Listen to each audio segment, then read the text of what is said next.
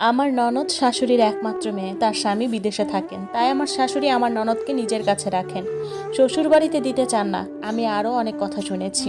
আমার ননদ নাকি উল্টো তার মায়ের সাথে ঝগড়া করে এই বলে যে তার মা আমাকে দিয়ে কোনো কাজ করান না, আমি যেটা খেতে চাই সেটাই খাওয়ান। আমার খাওয়া দাওয়া, ভরণ পোষণ, জামা কাপড়, কসমেটিক্স সব কিছু দিয়েও আমার স্বামীর বেতনের সব টাকা আমার কাছে দেন। কাবিনের ৫ লাখ টাকা শোধ করে বিয়ে হয়েছে, অথচ তার স্বামী বিদেশে উপার্জন করা সত্ত্বেও কাবিনের টাকা শোধ না করে তাকে হাত খরচ ও খাওয়া দাওয়ার জন্য শুধু ২০,০০০ টাকা দেন, আর বাকি টাকা নিজের বাসায় পাঠান।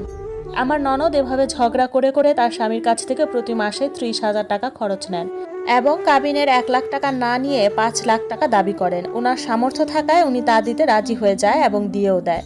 বিয়েতে গয়না আমার ননদের শ্বশুরবাড়ি থেকে আসে। আমার শাশুড়ি বিয়েতে খরচ বলতে শুধু তার শ্বশুরবাড়ির ৫ জন লোক ডেকে কাবিন করান। অনুষ্ঠান পরে করানোর কথা থাকলেও আর কোনো অনুষ্ঠান করানো হয়নি। এরপর আমার ননদের স্বামী বিদেশ চলে যান। আমার ননদের স্বামী জানতে চেয়েছেন কেন এসব মিথ্যা কথা বলা হয়েছে এবং আমার ননদ কেন কুটনামি করেন।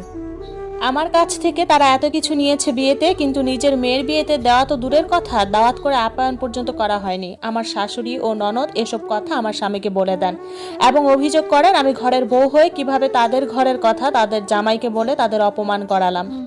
আমার স্বামী এসব কথা আমাকে বলে গালাগালি করেন এবং বলেন আমি যেন তার বাড়ির আশেপাশেও না যাই। তিনি আরও বলেন যে জামাইয়ের কাছে তার মা বাবাকে অপমান বোধ করানোর অপরাধে তিনি আমাকে ডিভোর্স দেবেন।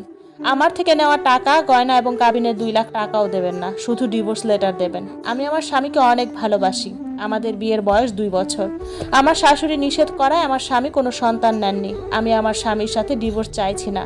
আমার কি আসলেই ঘরের জামাইকে এসব সত্য বলা অপরাধ হয়েছে?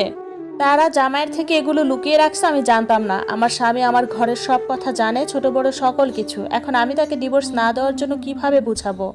সে আমার সাথে যোগাযোগের ব্যবস্থা বন্ধ রাখছে। তাদের কোথাও কোনো বাড়ি নেই, তারা ঢাকায় ভাড়াটিয়া হয়ে থাকে এবং গলির ভেতরে বাড়ি। আমি তাদের বাড়িতে যাওয়ার মেইন রোড চিনি, কিন্তু বাড়ি থেকে আমাকে বের হতে না দেওয়াতে গলির ভিতরের রাস্তা চিনতে পারি নাই এখনো। আমি কি করে সংসার বাঁচাবো আমার? এই ঘটনায় আমি কি আসলে অপরাধী, নাকি তারা ডিভোর্স দিতে চায় তাই এরকম বলছে? আমার ননদের স্বামীর সাথে এসব কথা বলাতে আমার ননদের স্বামী আমার ননদের সাথে শুধু সত্য লুকিয়ে এরকম মিথ্যা বলার কারণ জানতে চেয়েছে। তাদের মধ্যে কোনো ঝগড়া তালাক কিছুই হয় নাই, শুধু আমার তাকে এসব বলা উচিত হয় নাই এটা বলেই আমার স্বামী আমাকে ব্লক দিয়ে যোগাযোগ মাধ্যম বন্ধ করে ডিভোর্সের পেপার পাঠাবে বলতেছে। আমি এই ডিভোর্স হোক কোনোভাবেই চাই না। তার থেকে টাকা পয়সার কোনো চাওয়া পাওয়া আমার নাই। তাকে আমি অনেক ভালোবাসি। পরিবার ধর্ম ছেড়ে মুসলিম হয়েছি, আল্লাহকে ডাকি, শুধুমাত্র তাকে ভালোবাসি, তাই সংসার ছাড়া হতে চাই না। আপনারাই আমাকে পরামর্শ দেন, আমি অপরাধী নাকি এই ডিভোর্সের কারণ কি আসলেই আমি যদি অপরাধী না হয়ে থাকি, ডিভোর্সের কারণ যদি আমি না হয়ে থাকি, তাহলে এই ডিভোর্স কিভাবে আটকাবো? ডিভোর্স লেটার পাঠানোর পরে কি আমার কিছু করার থাকবে না? আমার ডিভোর্স হয়ে যাবে, নাকি সে ডিভোর্স লেটার পাঠানোর পর আমি ডিভোর্স দিতে না চাইলেই ডিভোর্স আটকিয়ে যাবে? গল্পটি পাঠিয়েছেন নাম প্রকাশে অনিচ্ছুক এক আপু।